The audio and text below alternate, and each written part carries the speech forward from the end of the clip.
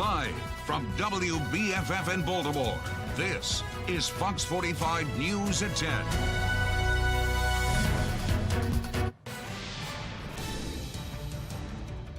Good evening, I'm Kai Jackson. And I'm Mary Bubala. Fox 45 News continues to follow the breaking news out of Nashville, Tennessee tonight. 6 people were killed, 3 adults, 3 children, all 9 years old, were shot and killed at the Covenant School. You just don't think this happens in your area. I'm shaking. I don't even know how I made it down here because you don't know what's going on.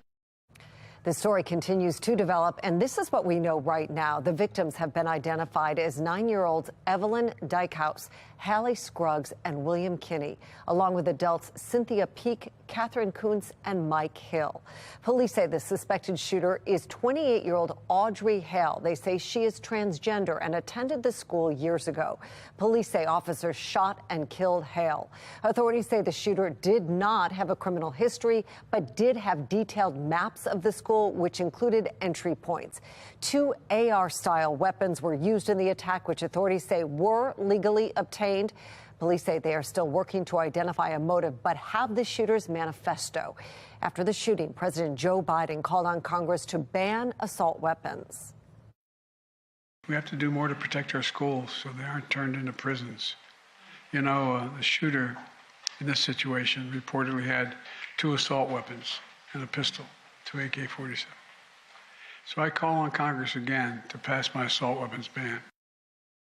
The shooting in Nashville was a topic of conversation during political commentator Armstrong Williams' Your Voice, Your Future town hall tonight.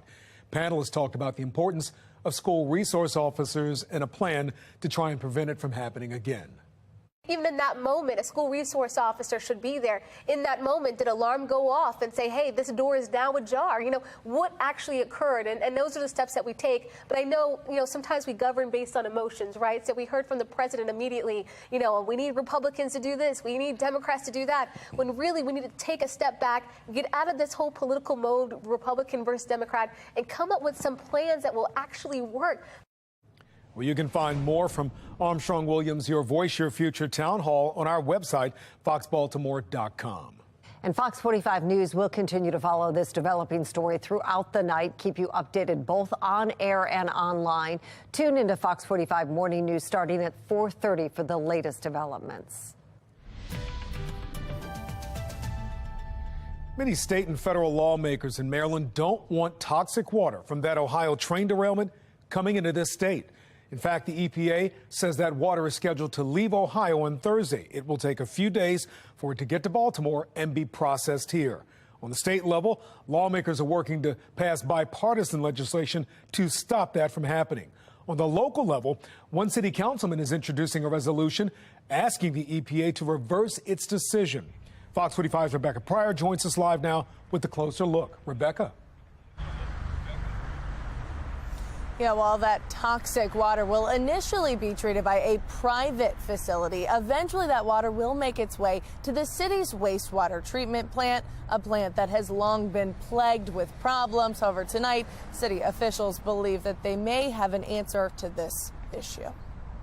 Good morning. From state lawmakers proposing emergency legislation. If I have to stand in front of the train to stop it, I'll do it.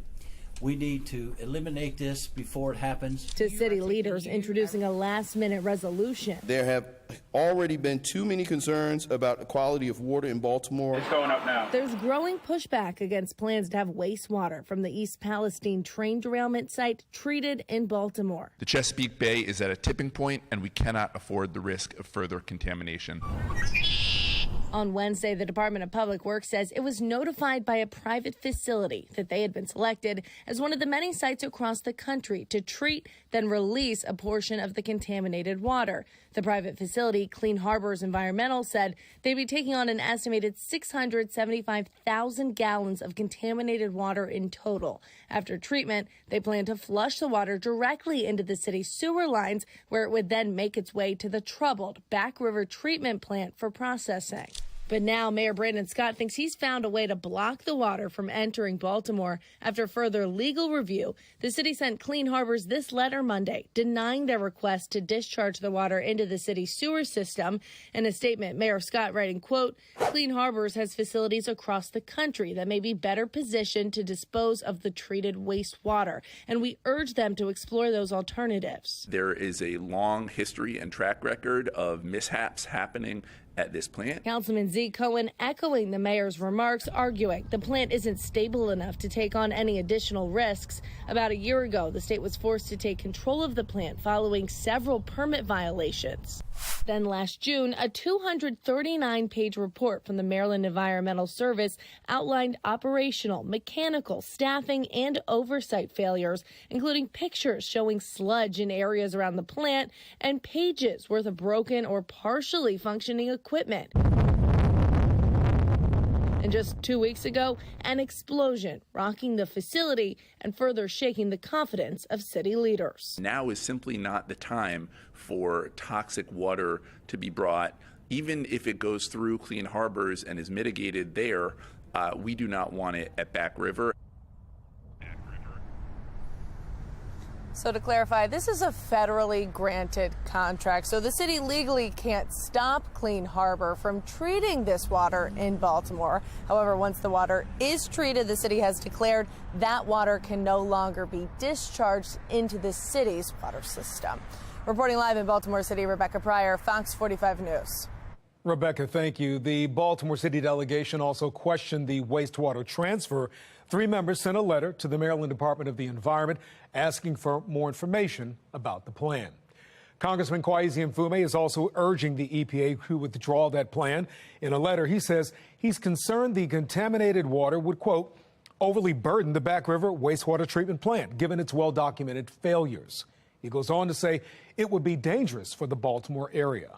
The Back River wastewater treatment plant is not the only place where DPW has failed. A Fox 45 News investigation found DPW waited hours to properly inform the public about an E. coli water contamination back in September.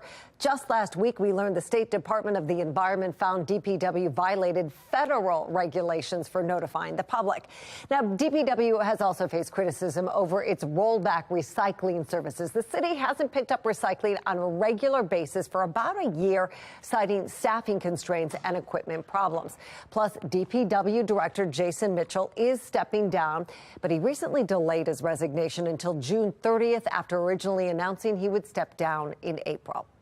Well, we want to hear from you. Do you trust DPW's Back River plant to handle toxic water from Ohio safely? So far, 100% of voters say no. Head to foxbaltimore.com/vote to weigh in right now.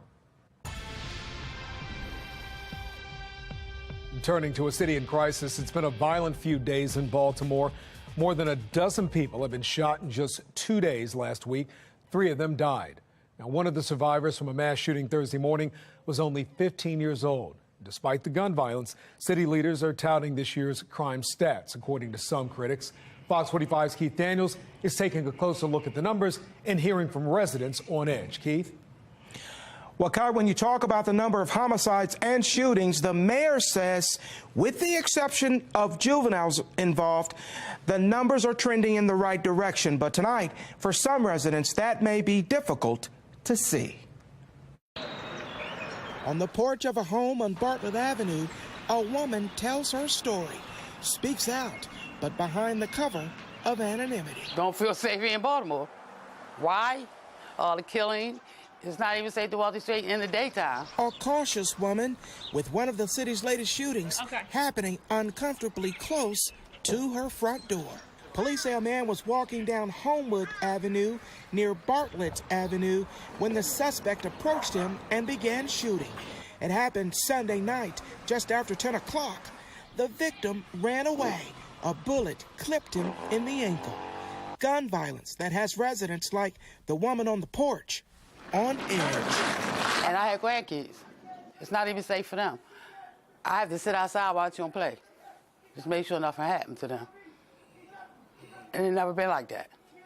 And it shouldn't be like that now. The number of shootings and homicides in Baltimore is lower than it was last year. But a closer look at the numbers show we're on par with years past. 36 people were killed in January 2022, the deadliest January ever. In January 2021, 27 people killed, about the same as this year. Last month, 17 people were killed, one more than February 2022. And Mayor Brandon Scott touting success. But other observers, including former federal prosecutor and city prosecutor Thiru Vignarajah, say it may be too soon to celebrate. I want them to say the work is not over, the work continues. We are deploying our resources in a way that we think is making a difference, but it is too early for us to celebrate anything because there are still people dying and there are still people being shot. The numbers trending in the right direction, but the perception of that fact for some residents may not be reality. I understand people not feeling safe. City Councilman Robert Stokes represents the area where the man was shot on Homewood Avenue.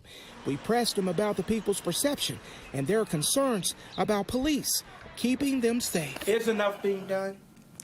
I believe they're doing as much as they can, and you got all these shootings and violence going on. Where do you put your resources at? And you're dealing with a lack of resources, so you got to kind of play chess. You're moving things and moving people around. And is that acceptable to you for now? No. Not acceptable, but currently the reality. You know, a long time ago, I can sit on my porch, don't have to worry about nobody come sitting up shooting. Well, this year, Baltimore began expanding the mayor's group violence reduction plan. That's the strategy that went from West Baltimore to South Baltimore. Now, the plan part of the plan includes them trying to identify people likely to commit crime and give them a way out. Keith Daniels, Fox 45 News. Thank you, Keith. Former Governor Larry Hogan is calling on lawmakers in Annapolis to do more about violent crime in a tweet citing Fox 45 reporting. The governor says with 2 weeks left in the legislative session, Marylanders and city residents want lawmakers to focus on crime. Well, several major crime-fighting bills are stuck in committee. One bill backed by City State's Attorney Ivan Bates would increase penalties for some gun crimes from 3 years to 5 years. Another would increase the reward for information leading to the arrest of a suspect in a crime to $50,000. And the Violent Firearms Offender Act would impose stricter penalties for repeat violent offenders. It's the same bill former Governor Hogan introduced multiple times, but it failed to pass. The action, of course, pouring in from Ravens fans today after star quarterback Lamar Jackson announced he is asking to be traded. Let's take a look at some of what you are saying out there tonight. Here's one. I can't believe the Ravens are fumbling Lamar Jackson. No way that front office is serious. Lamar Jackson got the wrong people in his ear. Ravens will pay you $44 million a year and you want a fully guaranteed money. And, you know, that's the way it goes. How about one more here? We've seen that before. Ravens fans seeing Lamar Jackson requesting a trade. Of course, Stephen Curry looking surprised, shocked. All right, we'll stay with Fox 45 News. Our Morgan Atzett will join us with a complete report on Jackson's announcement and what it means for the team coming up at 10:25. In the meantime, we want to know what you think. Who do you blame for the breakdown in the negotiations over Lamar Jackson's future? Head to foxbaltimore.com/vote. Click on the sports tab to weigh in. We'll bring you the results coming up later in our newscast. Well, around here, we've got just a couple of clouds rolling out now. In fact, we've seen a little bit of clearing. Hopefully, you got to see that 5-planet alignment earlier on that we don't see around here for years. So, again, actually, the clearing skies came in just in time, right around sunset. Now there are some patchy clouds with 40s to right around 50. Latest weather maker is moving out, the rain moving into New England, and we are clearing for now. Looks like the Metrocast overnight does chill down back into the low 40s by the time you hit tomorrow morning. So get out your jackets. I'll let you know when the umbrellas have to come out again. My Weather Authority forecast. Still ahead on Fox 45 News at 10 o'clock tonight as lawmakers work to finalize the framework for legal marijuana. Fox 45 News is following the money, what we found, and why it has the hemp industry concerned. New details about the police chase that ended in a deadly crash over the weekend. What we're learning about the 74-year-old victim and how it could be connected to another crime. And coming up after the break, convicted sex offenders living next door to schools. Project Baltimore investigates why it's legal.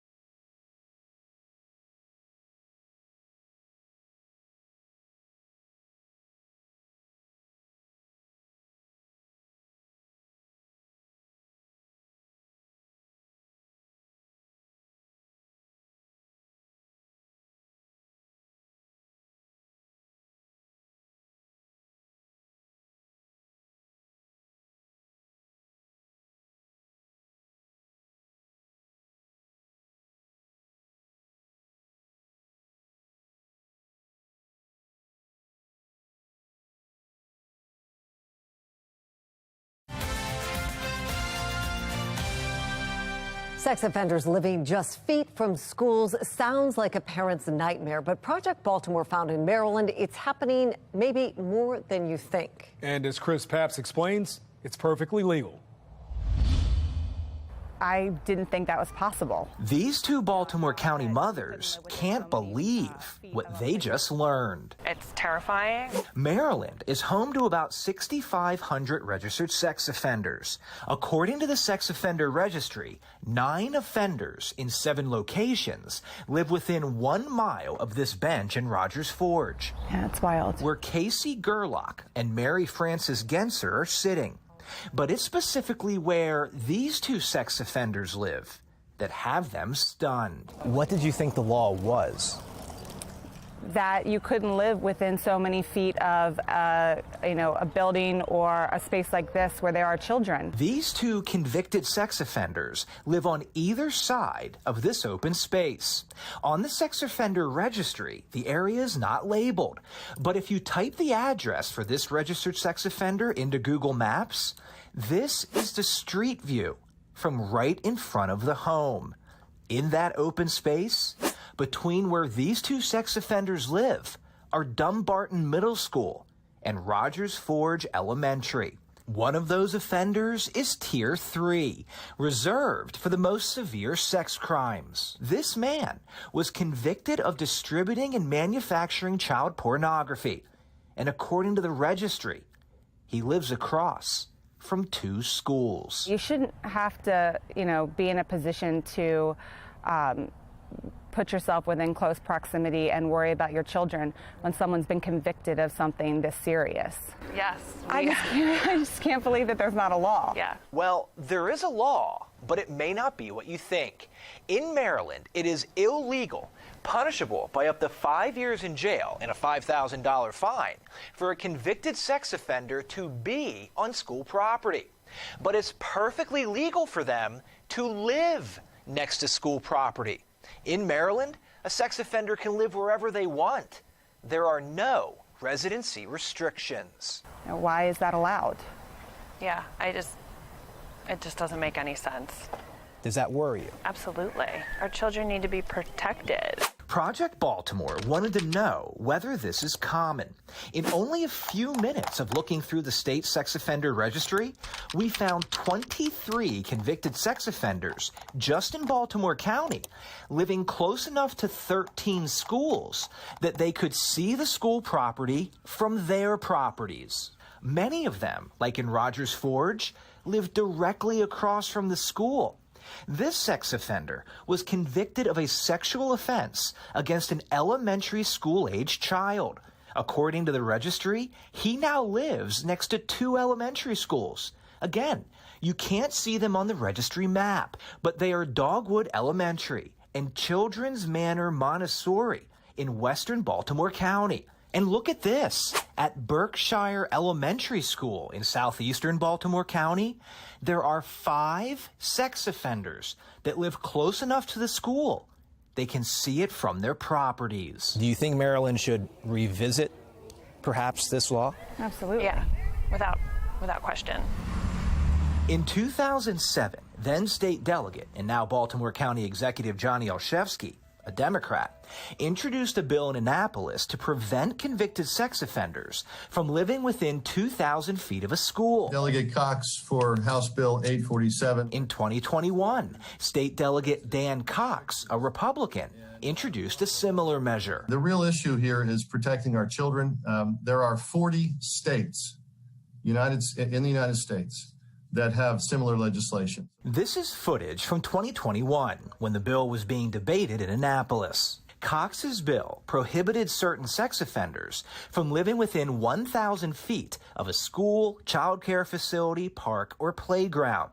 Opponents of the bill said if sex offenders cannot live within 1,000 feet of those places, then there's very few places they could live, which creates problems. And that basically has the effect of driving people somewhere else or undercover, and it makes it more difficult to track. If you drive them into homelessness, it's much harder to track them. Neither bill got out of committee. I've talked to a number of people, a number of friends, and everyone can't believe that. I personally believe in recovery, but I think that there are some crimes that are just, you're going to have to live with them for the rest of your life and the consequences of your actions for the rest of your life, even if you are reformed. So what do other states do? If Maryland has no restrictions on where a convicted sex offender can live, what about Virginia, Delaware, and Pennsylvania?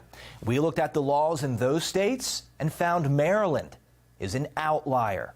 That part of the story Wednesday. I'm Chris Pabst, and this is Project Baltimore. Ravens star quarterback Lamar Jackson announces he wants to be traded. How Coach John Harbaugh is responding and what it means for the team. And overnight, any of the rain from today moves east and away, but you're going to wake up to some chilly numbers by morning, back down into the low to mid 40s. And the next several days going to be on the cool side, at least seasonably so, mid to upper 50s. Could even see a sprinkle tomorrow afternoon. I'll let you know when some real rain is going to be coming our way once again, and if it's going to come with shorts and short sleeves weather. This is my Weather Authority forecast.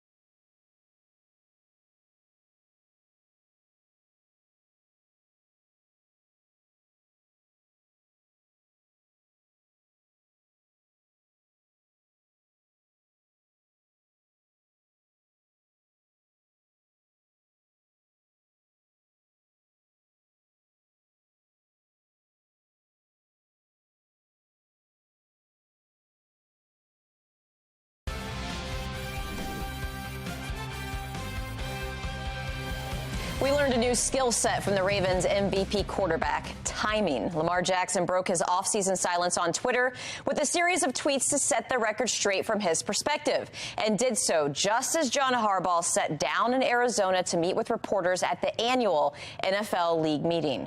Jackson dropped the biggest bombshell of this 2 years in the making contract negotiation, that he wants out of Baltimore. Jackson asked the Ravens for a trade on March 2nd, 1 week before they placed the non-exclusive franchise tag on him. Remember, they own his rights for 2023, but another team can offer, the Ravens can match, or let him walk for 2 first-round draft picks. Jackson tweeted the following: as of March 2nd, I requested a trade from the Ravens organization, for which the Ravens have not been interested in meeting my value. Any and everyone that's met me or been around me knows I love the game of football, and my dream is to help a team win the Super Bowl. You are all great, but I had to make a business decision for my family and me. Again, these are tweets sent as Harbaugh was meeting with reporters for about 30 minutes this morning. I haven't seen the tweet. It's an ongoing process. I'm following it very closely, just like everybody else is here, and looking forward to a resolution. I'm excited, thinking about Lamar all the time, thinking about him as our quarterback. We're building our offense around that idea, and I'm just looking forward to getting back to football. I'm confident that's going to happen. We're building our team all the time in all the different areas that you got to build it, and I know, and that train is moving, man. The train is moving fast, but here's the thing. You know, when Lamar gets back on board that train, he's fully capable of jumping on full speed. You know, Lamar can go. And so when that train's moving and he merges in with us, we're going to be rolling. Harbaugh clearly unaware of the tweets, but is sticking to his message for 2 years now. He wants Jackson as his quarterback in 2023 and beyond. When asked if he knew Jackson wanted to trade earlier this month, Harbaugh did not touch that line of questioning. And that brings us to our question of the day. Who do you blame for the breakdown in negotiations over Lamar Jackson's Ravens future? So far, 93% of voters say Lamar Jackson. You can head to foxbaltimore.com/vote and click on the sports tab to weigh in. Well, Fox 45 News following the money when it comes to marijuana legalization in Maryland, what we found and why it has the hemp industry so concerned. Traditional American values taking a nosedive, according to a new poll. I'm Kayla Gaskins in Washington with that story straight ahead.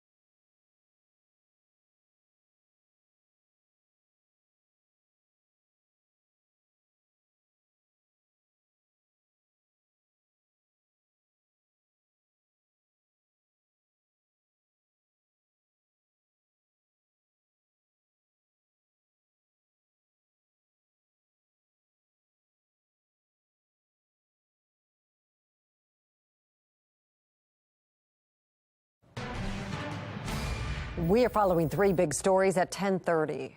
A new poll shows Americans are putting less importance on things like having children and religion, and we're taking a closer look at new trends surrounding so-called American values. New details about the police chase that ended in a deadly crash in North Baltimore over the weekend. What we're learning about the woman killed and the case's connection to an armed robbery in Carroll County. The clock is ticking for state lawmakers to finalize the framework to legalize recreational marijuana.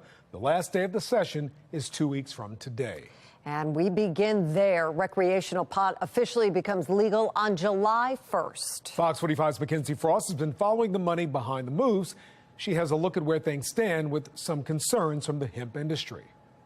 Recreational marijuana can mean big business for states, and that could result in some big money. But as Maryland prepares to launch its recreational cannabis framework, some hemp industry owners say they're feeling cut out of the process.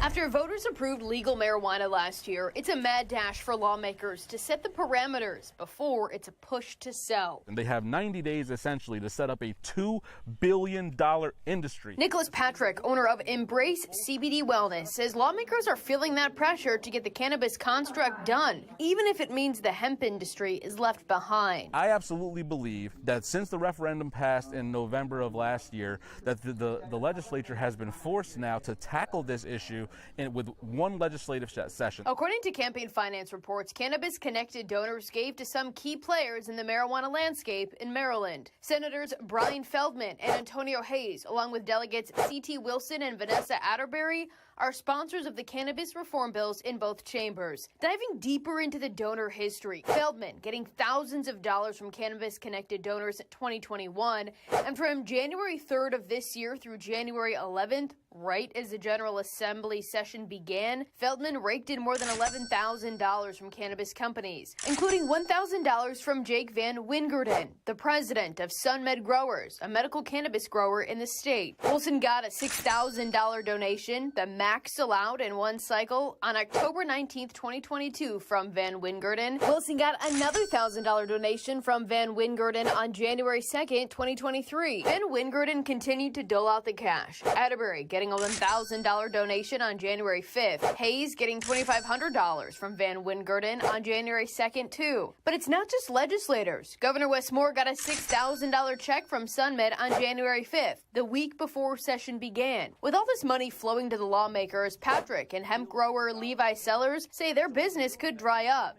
And it's not on accident. But I believe the cannabis industry is trying to consolidate and monopolize the market. And we believe the MMCC to be compromised by associations like CanMD.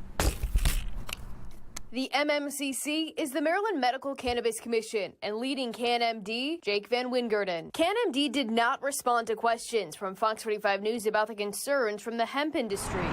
In the hundreds of pages worth of legislation is the cap on the level of THC that can be in hemp-derived products like CBD oils and balms and Delta-8, which, unlike traditional weed, doesn't get users as high. There is a big demand for lower potency products that are currently being offered by the hemp industry. They say the cap will force the doors closed on their businesses. This week in the Senate, when asked about those concerns, Senate President Bill Ferguson says that language was written on purpose. the default is probably less sympathetic to ongoing operations because this was never intended to be an ongoing legal product. Ferguson argues public health is at risk in the largely unregulated market of hemp products. I don't think it was ever anticipated as a product for sale at a retail establishment. But Patrick and Sellers say it's unregulated because of government inaction. After the 2018 Farm Bill greenlit hemp, they say they've been asking for regulation in the market to weed out bad actors, but that hasn't happened until now, when cannabis companies are looking to move into the recreational arena. They're cutting us out of our industry. Why not allow the existing businesses that are already selling these products to continue to sell these products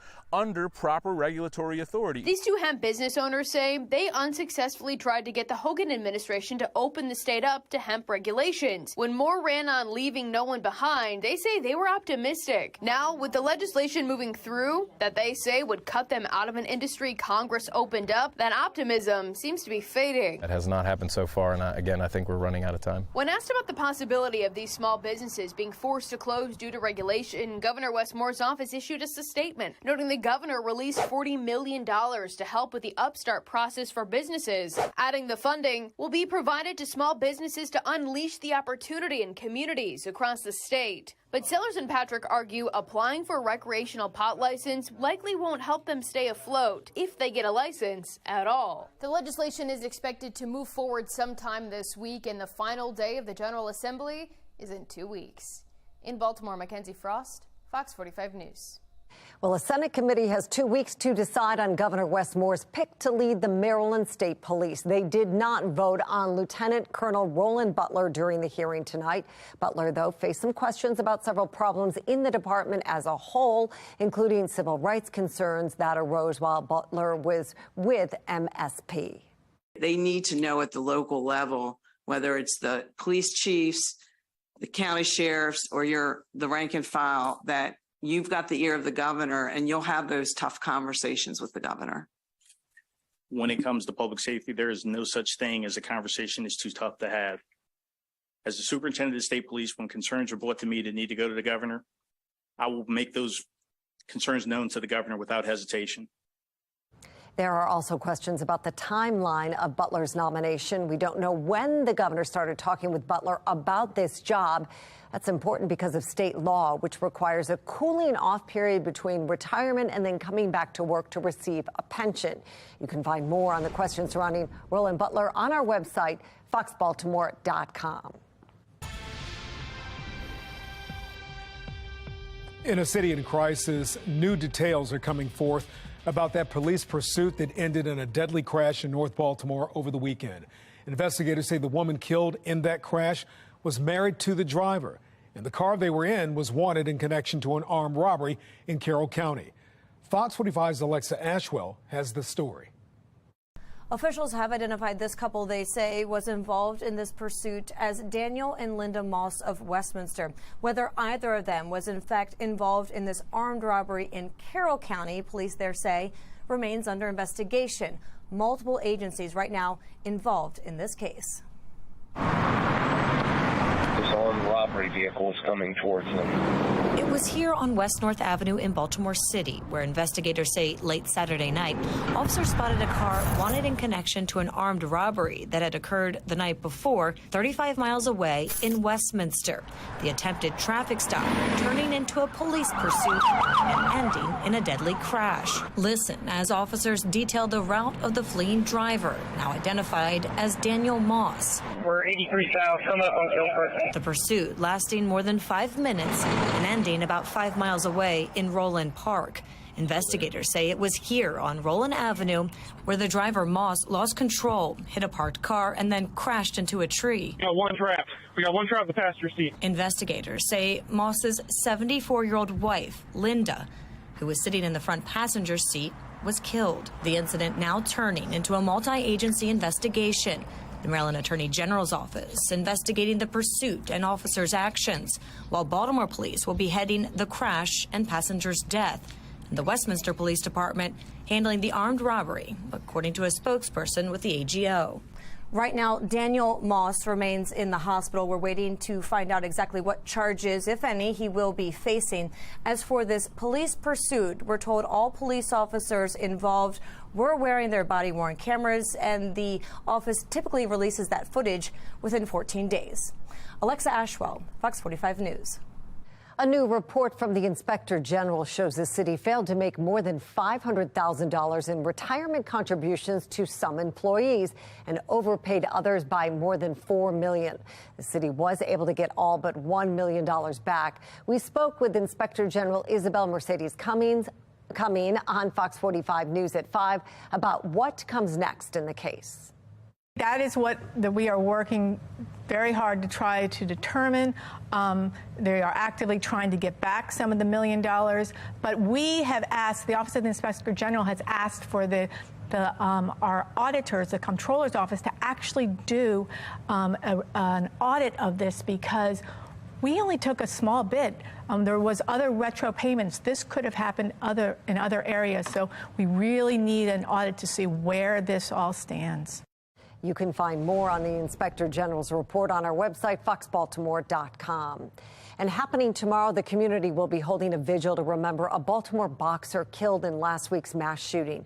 33-year-old Ernest Hall is a former Olympic boxer and owned a boxing gym in Mount Vernon. Friends we've spoken with say Ernest was on his way to the store when he was caught up in that mass shooting. Tomorrow night's vigil will be at Hall's gym at 6:30. New data suggests the values of young Americans have shifted noticeably in recent years. National correspondent Kayla Gaskins has the story. Traditional American values nosediving. A Wall Street Journal NORC poll shows Americans place much less importance on things like having children, community involvement, religion, and hard work than they did even 4 years ago. Towson Professor Emeritus Richard Vatt says he sees a change on campus. People are generally becoming pessimistic. I can feel it all around me. The values of young Americans looking much different than their parents and grandparents. Just 23% of those 18 to 29 years old value patriotism. The stat jumps to 59% when talking to those over 65. Get back to, everybody appreciating the American idea. This is a very unique place in the history of the world where no matter who you are, you have the quality of opportunity. You can pursue happiness. You can pursue your dreams. Stark differences in priorities also appearing along party lines. 53% of Republicans say religion is very important to them, compared with just 27% of Democrats. The poll also shows Americans growing much less tolerant. 4 years ago, when the same questions were asked, 80% of Americans considered tolerance to be very important. Now, that number plummets to 58%. The only priority increasing in importance for Americans? Money. Professor Vatt says these changes in values start at the top. It's very hard to find a leader today who wins over a large portion of the population. There's poor leadership everywhere, and particularly in the presidency. Republican Senator Josh Hawley responding to the new data on Twitter, claiming, quote, "This is the greatest challenge our nation faces, the loss of our common culture and principles and beliefs that bind us together." A political scientist involved in the poll says Americans are, quote, down on everything about the country, perhaps because of the struggling economy. In Washington, I'm Kayla Gaskins. The former president taking big swings at his next potential opponent. I'm Scott Duman in Washington with why that could put voters in a tough position coming up. And for tomorrow morning's commute, some chilly numbers back into the low to mid 40s and just a couple of clouds. But I'll let you know when the next risk of rain comes to wet down